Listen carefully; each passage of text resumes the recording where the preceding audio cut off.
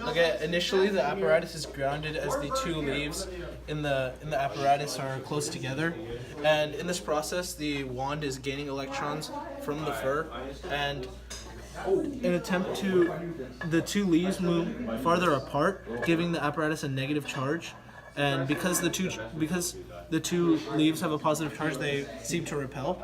And now Garrett will ground it. And this will take electrons away from the apparatus and put them back in the ground, so they'll both have a neutral charge and go back together. And now to prove a positive charge of the apparatus, we can use a different stick and different wand and a piece of silk, which takes electrons away from the wand. And by doing this, the two will repel again, giving the apparatus both leaves a positive charge. And because positives repel, and in this example it's clearly seen that they're repelling, we can see that the apparatus now has a positive charge. And after Garrett grounds grounds the apparatus, the two leaves move closer together, hence the state of the apparatus is now neutral. So I'm using this silk to remove the electrons from this wand, making it positively charged. And so when I transfer the positive charge through conduction to the system, the leaves should spread apart, as you see, and it is now positively charged.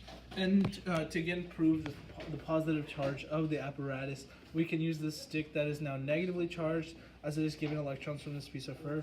And now the two sticks should come together, as you can see through the conduction. And because opposites attract, and the leaves were previously positively charged and the wand was negatively charged, and they attract, so they should come closer together as seen in the example.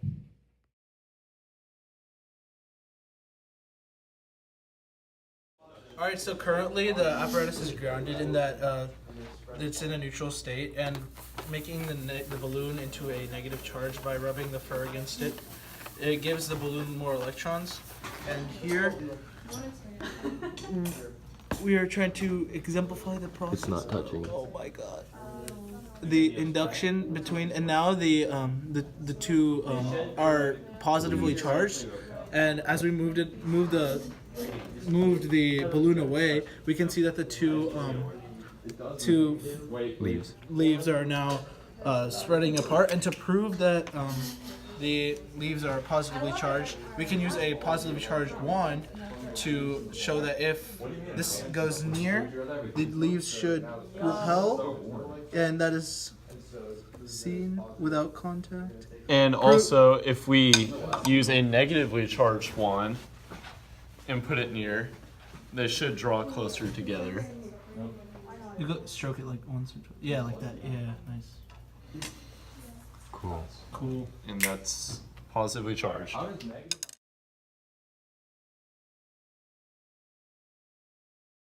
I'm using this silk to take all the electrons away from the wand, and then as I put it next to the system, it will cause And the the leaves ground to repel. takes the The electrons.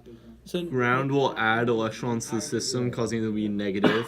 And we pull that away, we unground it, and so this is now negatively charged. And we can prove that by adding electrons to the balloon and using induction to add negative charge to the system, causing the leaves to repel since it's already negative. Nice.